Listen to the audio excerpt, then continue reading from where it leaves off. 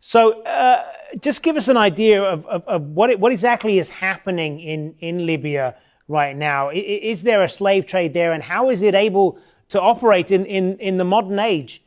Well, shocking as it seems, it's indeed true. And the reason it can happen is because there's really no rule of law across much of Libya. Libya is a country as big as France, so there's a lot of space there. The migrants are coming through. They see things on social media. They see it right here.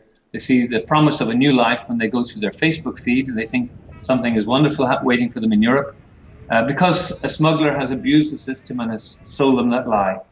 They get off the bus when they arrive in Libya, and they're quickly put into kind of a murder machine, an extortion machine, whereby they're robbed of their possessions, their families are called, they're forced, they're tortured, they give them money, and then they're sold. Unbelievable as it is, they're sold in open public auctions. $400 for a laboring man, maybe a bit more for a woman who can be put in the sex trade. And this is what's happening right across the country. So it's high time the international community spent more attention on Libya, for sure. And how bad is this? What sort of numbers are we talking about here? Well, there's about 1 million migrants living and working in Libya. They're not certainly all of them wrapped up in this, but many are being abused and extorted. The government is doing what it can. There are big issues in the country in terms of rule of law. The government does not control all of the country by any means. We work with the government to try and help them in the places where they keep migrants in detention. We wish they didn't. We want the detention centres closed down. But we also want to be there to bear witness and to make sure that the human rights abuses that have been reported and that are happening are at least not happening in the government centres. It's very difficult to control areas under the militia control. As is well aware to everybody, this is a very lawless country, and it's incredibly difficult to look after the welfare of the migrants. But what is particularly important now, I think, is that this issue is reaching global attention. Indeed, and a lot of people...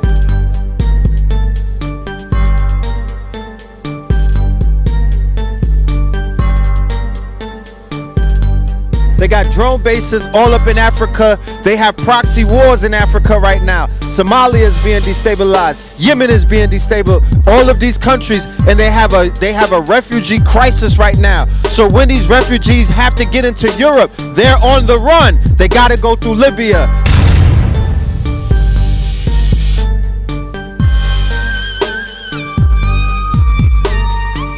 This is not only going to affect Africa itself, because Gaddafi's money was pouring throughout Africa, and he was supporting a lot of these black youth who are now migrating to Libya trying to escape. Thanks to Obama and Hillary Clinton, when they murdered Gaddafi and they handed over the country to militants, it's almost like if they gave the country to ISIS. These people are Arabs who have no love for Africans. The African people from all over the world, because not just on the continent, African people are the majority of the people on this planet. When African people take their place on the world stage as we once were, and educationally, technologically, right, we're back in our seat of power, and they're thinking right, that's when they will be able to answer those questions.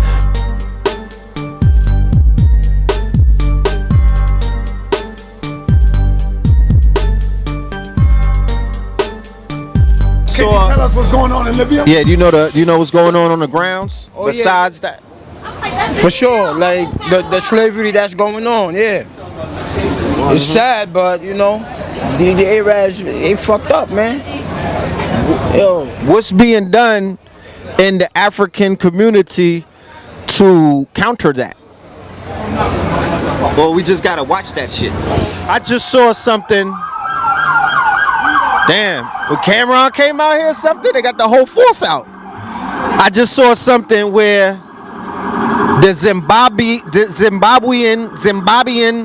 vice president was sworn in, and these Negroes was out there dancing with peckerwoods, and he said that he was going to compensate the white farmers who are basically the same thing like these pilgrims that they were celebrating yesterday at their Thanksgiving tables. They're land grabbers, they're thieves, they are imperialists. So you got the Zimbabweans partying for Mugabe's downfall, celebrating and holding hands with these Europeans. What the is going on? You got mental sickness, then you got, you know what I mean? Like, you sick in the mind. If you think they might be watching too much TV, reality shows or something, and think that the shit is sweet with white people, but how the hell do they don't know what that Mugabe was trying to help them? But then I saw the situation in Zimbabwe was very bad. 90% unemployment. They're running out of all of this inflation. But it's good and bad because the people of Zimbabwe they own their land and their resources, you know. Now they do. They do. They do now. We could only speak about when Mugabe was in office. Yeah, he made sure that was the order of the day. But who's to know? Who's to know when the goes tank? When they bring this new president in, and when Britain, because they already said, yeah, we coming in there, when they bring their white asses in there, that they're not going to have control of their resources, that they're not going to have control of their land, that they're not going to be who the hell they were, who Mugabe was trying to forge them into. Okay, these niggas is looking like coons right now. We're going to talk about Libya, but we got to, it's all one. It's all hand in It's hand. all, it goes together. There's no separation, right? It's one African enslaved in Libya, that means all of us are enslaved. One African is deposed in Zimbabwe, we all going to get deposed. So you got to look at Zimbabwe. They've been attacking Mugabe since the turn of the century. Fact. Why? It's not nothing that he did himself personally, right? For somebody to call a leader a despot, all leaders are despots. All leaders enrich themselves. I don't care what culture, what century, what time. That's the way things are. That's the way of the world, right? Yeah, take the queen out of that. But why, of course, but why attack Mugabe? And why attack Mugabe now or any other time? Number one, the people said that they had to get the land back from the British, right? Read about the Battle of Quinta Qualavallas, right? Where the Cubans helped defeat with the Africans and Southern Africans run the Boers, the British, and all other Europeans out of South Africa politically, right? But what they've come back with is economic control of the diamond mines in South Africa, the gold mines in South Africa. Now, when they lost the land in Zimbabwe, the thing is that's one of the biggest agricultural regions on the planet. Some of the richest earth. I've been in Zimbabwe. I've been on the farms that have been liberated. It's a lie to say that they're not producing. They're producing food for the people there, right? Now, it's a lie to show the people happy. You understand, the brother that got the power is the same as Zimbabwe. It's the same as Mugabe. Come to some sort of mental resolution in regards to saying, look, we're seeing what's going on with Libya. That's at the hand of Arab Muslims. You know what I'm saying? They have people wearing fezzes that are engaging in this activity. And this is not the first time that we've seen people in fezzes dealing with African slaves. You know what I'm saying?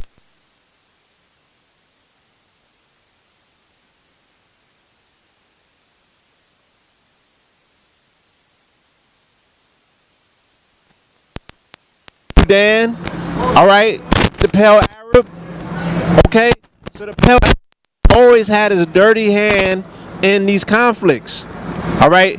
These have been regional conflicts, they have been sectarian conflicts, and somehow they always lead to heavily melanated Africans being captured, being enslaved. You know what I'm saying? Now that they have the camera and they have the digital apparatus to show this to the world is very upset in regards to what it see. And that's Africans dying at the hands of pale Arabs. It's taking place in Saudi Arabia. Now they got Blackwater in Saudi Arabia torturing, you know, the billionaires that they snatched up in the power grab over there. Okay? So there's a lot of things that we see that we just have to come to some sort of resolution to as a collective. I won't even say as a people, but for those of us that are what they call thought leaders, those of us that are formulating these conversations, those of us that can actually come in between the political strife that we have as a people, you know, we need to come to the table and have some sort of talking points where we could agree upon. You feel me? This brother right here, Professor Issa, he spoke earlier about Zimbabwe when Trump first came into office. You know what I'm saying? Professor Issa, can I have a word? Yeah. I saw this brother, the very first few days that Trump came into office, this brother made some profound statements about Zimbabwe and Mugabe being a main initiative of Trump's policy. Right. You know, do you see any of what took place last week with the removal of Mugabe by his military? Do you see any of the American apparatus's influence in regards to that? Well, America's apparatus in Africa is priority number one, and it's been that way since the establishment of AFRICOM in the 1990s.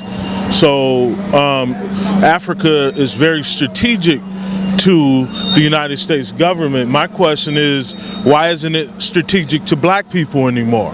That's the real question. Why are everybody, Chinese, Europeans, American business, mostly European descent, over in Africa because business is good?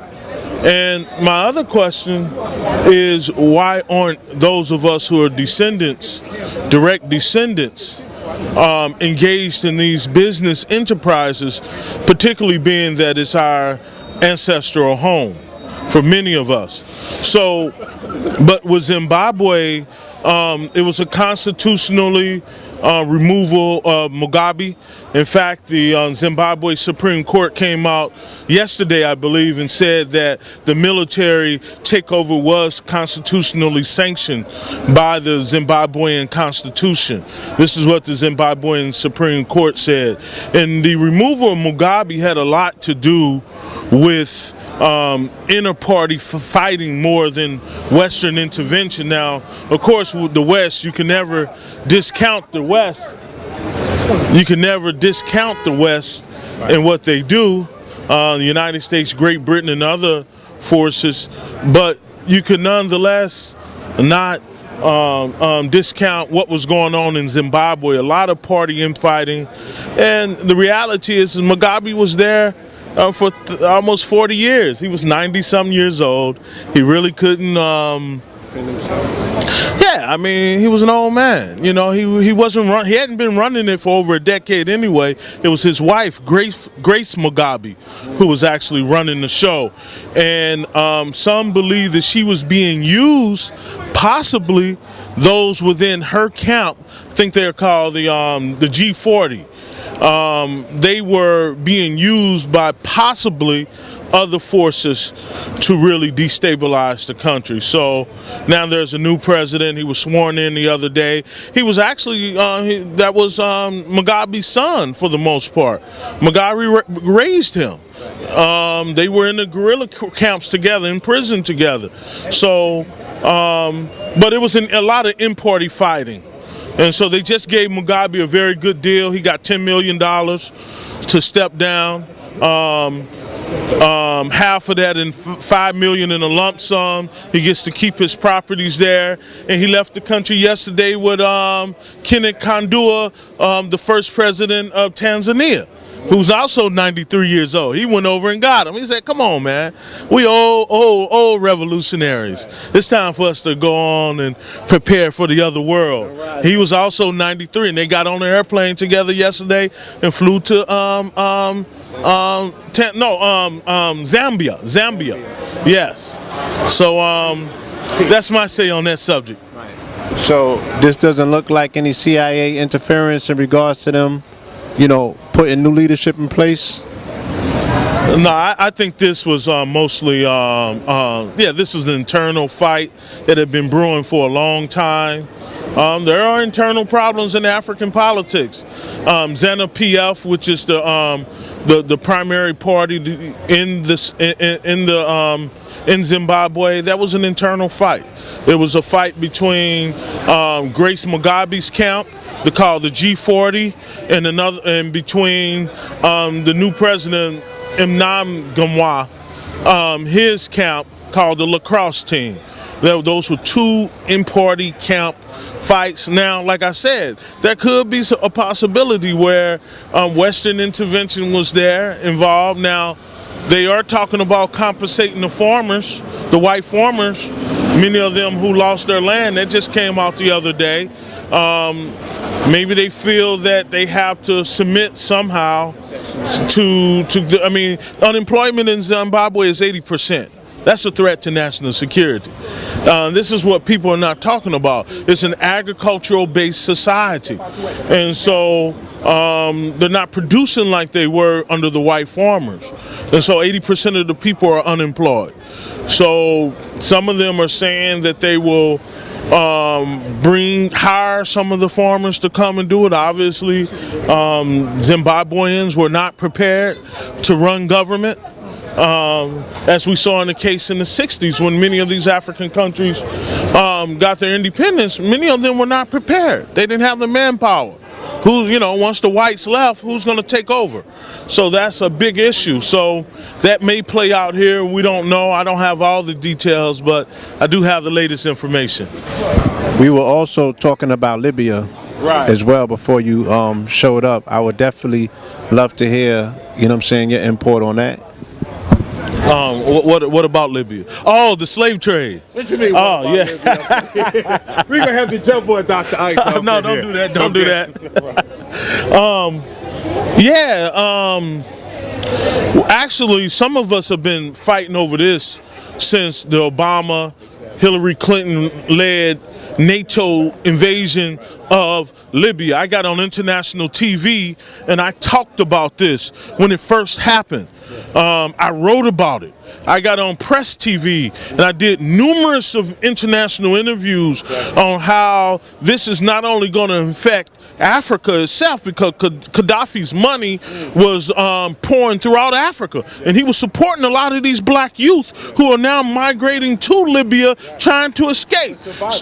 So the Hillary Clinton, President Barack Hussein Obama-led, NATO-led invasion caused the slave trade. Now, some people are arguing, I just read an article that was written by the veteran journalist Glenn Ford of Black Agenda Report right here out of Harlem, and he wrote in 2011 that the slave trade was secretly being conducted in certain parts of Libya even under Gaddafi. This is what he said. Really? Really? To give credit to my brother over here, I never heard nobody say this yet, and I know y'all gonna probably agree with me when we say this. Does this have anything to do with body parts as well? Because they could be selling body parts, livers, all kind of stuff, man. They just kill, but that's what I'm talking about. They just killing our people for no reason. New York, they didn't call. In the papers, almost every week they busting down somebody here in New York and Detroit and other places where there are, Chicago most definitely, where there's a lot of people's bodies. That's a big market, human body parts. But I don't know about that with Libya. It could be, but it is an open slave trade. CNN, but like I was saying, when the U.S. invaded Libya, the New York Times did a front cover page saying that the entire African tribes that are in Libya were being cleansed out, wiped out. They killed them all. Tens of thousands of black Libyans. Some of them had been there for thousands of years. Some of them were the byproduct of migration. They wiped them all out. This was on the front page of the New York Times. I think that was 2013 when they did this. So, this slavery thing ain't nothing new. Like I said, some of us have been fighting and trying to get attention on this for quite some time. They from the same party, ZANU-PF. They both fought in the liberation. They didn't get paper independence. They defeated the Europeans with their weaponry. They have, if you look it up, they have an AK-47 monument that the North Koreans helped them build, right? This is in Zimbabwe. Their military freed them, right? The brothers, the same thing. You understand? They're just looking at Mugabe as a despot, just like they looked at Gaddafi as a despot. They set him up. They set him up, right? Now let's segue to Libya, right? So remember, wait, go ahead, Mo. Just to put into context that when take your personal, emotional, and whatever, take it out of it. Just look at the situation that happened with Muammar Gaddafi. Research the economic conditions of Libya prior to his assassinations, and then look at it now. All you and sisters, then add that into add where that you, and then draw Put it this way. Zimbabwe in the same picture. for all you brothers and sisters that's struggling with paying for $800 sometimes a week for child care, for preschool, right? Healthcare, struggling all those things, right? In Libya, those things in Gaddafi's time did not exist.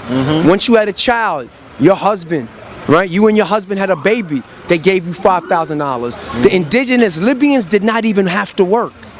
They had school for free. They lived in some of the best housing on the continent of Africa, right? And one thing Gaddafi was getting ready to do, he was going to move to the gold standard, right, for oil, 1-to-1, right, which would have undermined the dollar standard for oil trading, right? That would have undermined, right? That would undermine OPEC. That would have undermined the West power, right? The petrodollar. Right, and he's the first leader on the continent of Africa to launch a satellite that was for Africa itself. Back in the days, my mother's from Kenya. When we had to call home, right, the call had to be relayed through Europe, right, then back into Africa, right? After Gaddafi paid for, it was a couple $100 million, like $300 million to launch an African satellite. That's when the cost of telecom went down to call the continent, where you can call for 50 cents, 5 cents a minute or whatever, right? It went down. So you got to understand, everything that you see that the Western control media, thank God for Donald Trump for this one statement, fake news that you see is not real, it's fake. You understand, they're setting you up. You're going to tell me the Queen of England is not a criminal? You're going to tell me? Well, you got to understand that what's going on now is an outcry of what has happened before. Gaddafi was keeping the wolves off of everybody. He was even keeping the wolves out of Europe. Just like our man in Iraq, Saddam Hussein was keeping the wolves. Now, where did this ISIL come from? Right? Did he not have Al-Qaeda in control? There was no ISIL. I don't say ISIS because Aset, that's our empress. I don't say ISIS. ISIL, the Islamic State, right, was in charge, is in charge now, and they're fighting all over the country. When he was alive, they didn't have an Islamic State because he was keeping all of that under control. You remove him, he's like the king piece. You got him out the way, you got Gaddafi out the way, now you got Mugabe out the way. Watch what happened to Zimbabwe. Look at what's going on in Libya. They selling us on the auction block. Now, mind you, they've been selling us on the auction block in Tunisia, the war that's going on in Sudan, North Sudan versus South Sudan is a race. Social engineering and what it does to the psyche of people, okay? What Hollywood does, because keep in mind, the problem that we have about our depiction overseas through the media's lenses is that they're not showing us in a favorable way. So the image that's portrayed about African Americans to Arabs and Libyans, the way that we're portrayed to the Asians, the way that we're portrayed to the Europeans and Eastern and Western European is pro-slavery. We are portrayed as subservience. The majority of the films, the media, the films that won awards, 12 Years a Slave, The Butler, The Help, they prepare people through social engineering to see us as slaves. So it's not about humanity and questioning how low can they go. No, this has been in the DNA of groups of people for time immemorial. And what Hollywood and these films and what media does is it sanctions it. You understand? So these people almost want to get a piece of the pie. The European, the alt-right, these European or pilgrims down south, the ones in America, they're waiting for their turn. It's already been fed to them through media. It's already been fed to them through the falsification of their history lessons. They want a piece of that action. So it's not about, oh, how could they do this? No, it's about how are we allowing that to happen? What did they say about history being doomed to repeat itself? What do you say to the people that's here that say, well, you know what?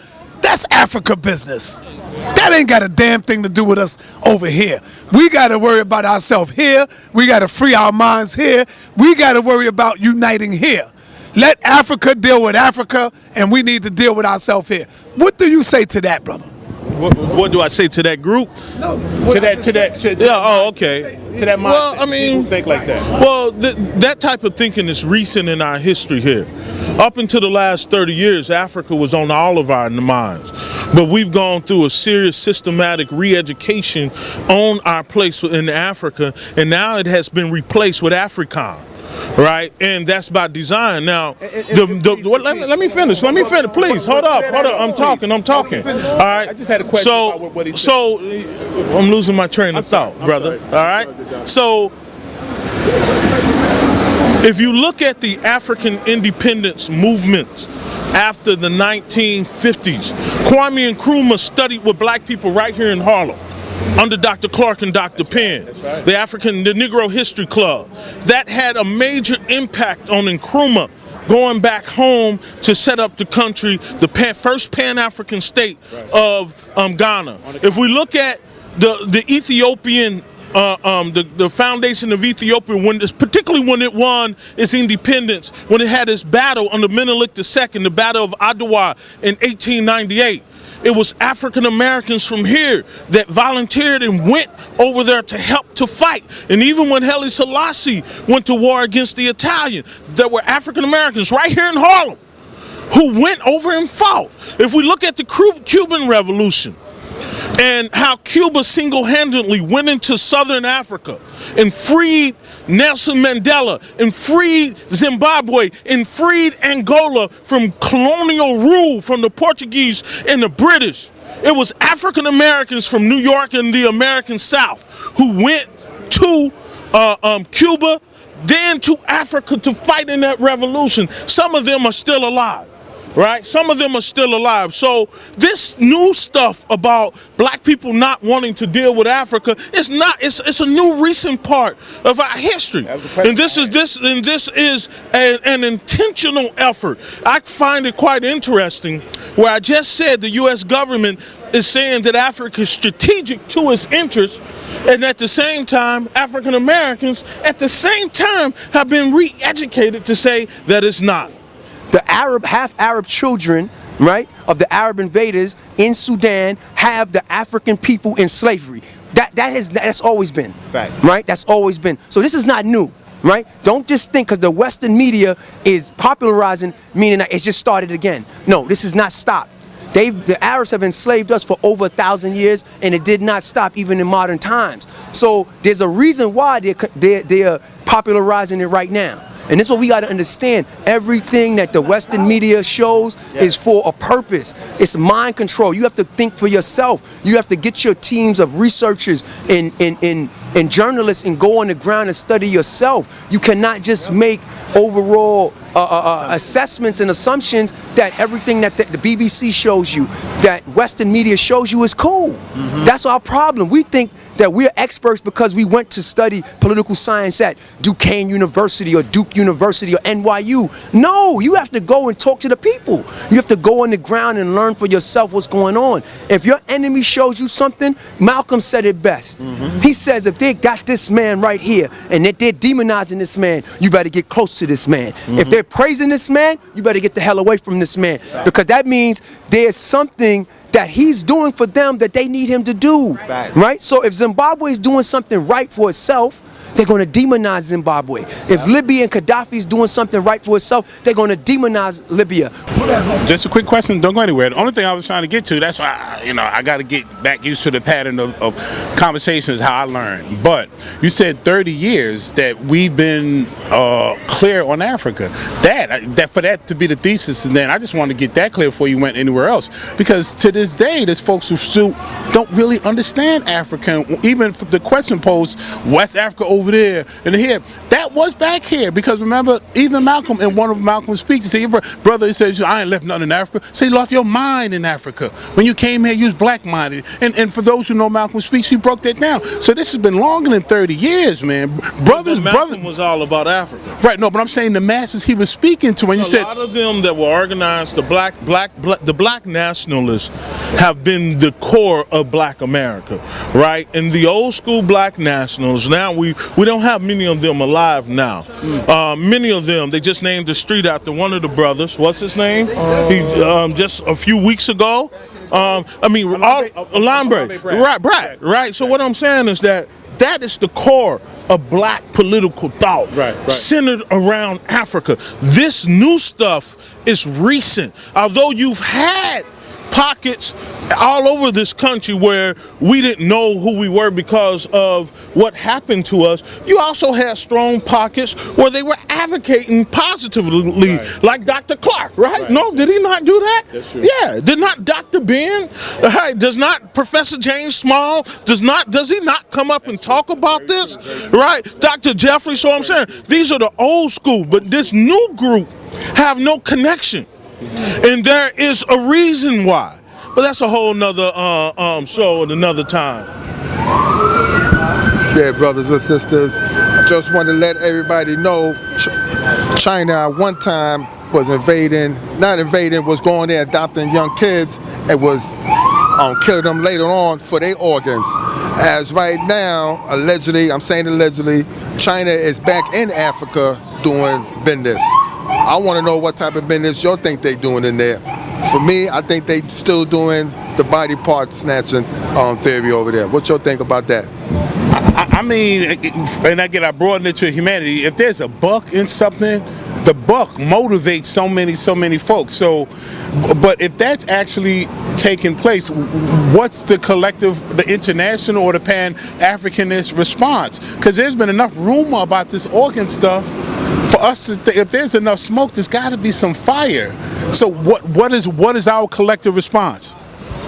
You know, interestingly enough, being that we're here talking about Libya and he spoke about the Clinton involvement, you know, we know what the Clintons were doing in Haiti. And Obama. Yeah, we can't. That was his biggest mistake, Libya. Obama said at the end of his term, the biggest mistake he did was to go in and invade and topple Gaddafi, because it's having a serious effect, not only in Africa, but in Europe. All of those black folk that Gaddafi was taking care of, they're all in Europe, overpouring their borders, right? And this is, now they got to deal with it. Right. But they didn't say nothing when they were invading the country. As far as China and African relations goes back thousands of years. They've been trading. We know we have pottery in East Africa, Chinese pottery that goes back into 1500 BC, right? So, and during the African independence movement, it was the Chinese who heavily supported many of these African states, even Zimbabwe. Now it's all about business with China. You know, they're over there doing business all over Africa, right? And when it comes to business, it's not personal. And the Chinese do have a Chinese supremacy mentality. I don't blame them for that. They believe that they are the best. You know, how do you feel? What do you think? You know, what do we believe? Right? Why is Iran a problem? Because the Rothschild Bank don't have control of Iran, right? Why would you care about what a country does to its own citizens? Right? Does America allow other people to come into its elections and say the elections are illegal? Y'all all old enough to remember the 2000 elections that George Bush straight up stole? Right? I mean, this is not something that did they allow Cuba to come in and check the election results? Did they allow Russia to come in and check the election results? No. So how are they going to go check Kenya? How are they going to check Zimbabwe or have any right? When it's state-sanctioned murder of our black men, women, and children, do they allow the UN? A matter of fact, Trump is talking about pulling out of the UN. Do they allow the UN peace troop keepers to come in and quell the violence that's going on in Lynchburg, in Virginia, the violence that's going on in St. Louis, right? After the state-sanctioned murder of black men, women, and children, which I call police brutality. It's deeper than police brutality. It's state-sanctioned murder, which is an international crime. It's a war crime. It's a war crime. So anytime that they kill one of us, we need to go to the UN. We need to go down to the American embassy, right? And protest the killing of black citizens in this country, right? If you're overseas in France, when they kill black men, women, and children, you go to the American embassy and you protest. I just seen earlier that the Africans in Europe were en masse at the Libyan embassy. Yes. Threatening I would have ran up in that, threatening to shut it down based off of the reports of legalized slavery in that country. Yes. What are Americans? Two questions. What are natural citizen Americans, you know, Negroes, what are they to do to help raise the voice to get our brothers and sisters? I mean, remember, the women are being sold into sex slavery. Yeah. The men are being sold into chattel slavery. right? Do you want answers? Relax. I will go to the corner store and pose that question on these Arabs. Boycott your Arab. Shut it down. Stop shopping. Stop buying 50-cent potato chips. They all enslaved black people. They all part of that. They all enslaved black people. That's a fact. That have been part of it. That's a fact. My second question is, so many blacks in law enforcement. So many niggas walking around in fatigues these days. You know what I mean? I like watching Netflix. They always show movies where niggas get together and plot and they, you know what I mean? Well, it's 12 o'clock. The sergeant is asleep. Let's go on a mission. You know what I mean? Like, I'm on my G.I. Joe shit. Why or can black Americans who are employed, hired guns by Uncle Sam, do they have any rights to do anything else but kill for Uncle Sam? Because I don't really see them stopping the police brutality. I don't see a group of them saying, we gonna jump out of a copter in Libya and start bodying shit. Like, where's their power and what can they do? We already know the answer to that. You want to know where the power? We know what the answer is to that. Now, another thing, but I got to talk about what we did. I remember being a little boy and what we were doing in the 80s when it was outright there was an anti-apartheid movement that was not just in South Africa. It was global. My father right? buy me Reeboks. Reeboks was down because Reeboks was made in South Africa. Right? Now you had the ANC was here protesting with us, and we protested with them against apartheid in South Africa, right? We went down to the South African consulate right down here by the UN in Midtown. That's what we would do. We would have rallies up here at the state office building with different elders, Robert Harris, right, and elders like that across the board. That's what we would do. So today, right, Libya, the UN, we should be out there organizing ourselves, because let me tell you, it would be us. Those brothers and sisters look just like us. So that's us. That's us. We have to understand that. Just because a brother and sister is born in some foreign, exotic location does not mean they're different than us. When one African is enslaved on this planet, that means we all enslaved. One is oppressed, all is oppressed. The next person they're going to have on the auction block is you. Because if it's your girls, right, your daughters, right, no, how many of us got behind that? Bring back at home our girls, right? How many people gonna get on this? This is serious as a heart attack, along with all the other craziness we dealing with. Let me ask you, Nova. Yes, sir. When is our African brothers gonna have the same mindset?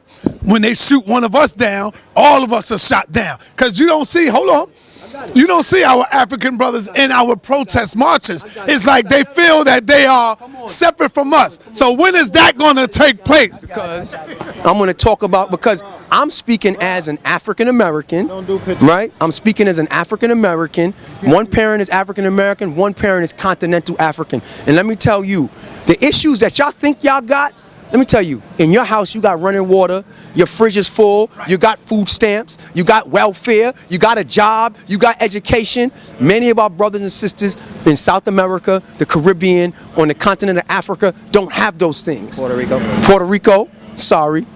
You know, right?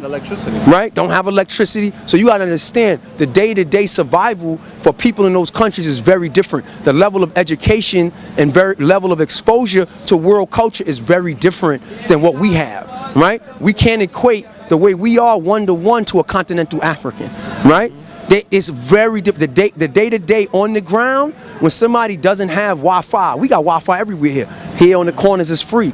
Right? We get on the subway, we got Wi-Fi for free. They don't have information. They don't even understand. We got, since we are little, even in regular school, Harriet Tubman, Frederick Douglass, they're not raised like that. So their level of consciousness, like when you go to Brazil, it's the same thing. They don't have the level of consciousness. When, I'm going to answer Sanetta's question now, the African people from all over the world, because not just on the continent. African people are the majority of the people on this planet. When African people take their place on the world stage as we once were, and educationally, technologically, right, we're back in our seat of power, and they're thinking right, that's when they will be able to answer those questions. Up until then, they're suffering for every day. We're the ones that need to ask ourselves the questions, right? Us powerful African Americans. We run around, we want to tell every other black person in the world what to do and how to do it and lead, right? So when are we going to get up off our asses, right, and do not for Africans outside of America, when we gonna get up off our asses and do for ourselves? Realistically, that's the question we should be asking, because we have no excuses, right? All of y'all can, at least 70 to 80% of African Americans can read and write, right? You got running water. No, I know Flint is mixed up, but at the end of the day, you're not dealing with the issues that in the so-called developing world, the third world, are dealing with, right? You can get up and get your ass to school every day. You get a Metro card, you got food stamps, you got food in the fridge, right? Other places, people are struggling with the everyday. Most of the countries in Africa, people make less than $1 a day. Can I add something? Yeah, add it. Recent reports have shown that Africans, Caribbeans, and other people of color who are in America have now surpassed the American Negro in overall economic wealth and worth. So we're talking about people that came out of shanty towns, mud huts, tin roofs, shackled up in the crib 100 deep. They came up in this bitch and bust ass. And they brought a formula with them. The formula is, nigga, we still 100 deep in a 1 bedroom. And the money going to a pot. We got a susu going. You know what I'm talking about? And we get up while you niggas is carving turkeys on Thanksgiving. The Africans was out here trapping.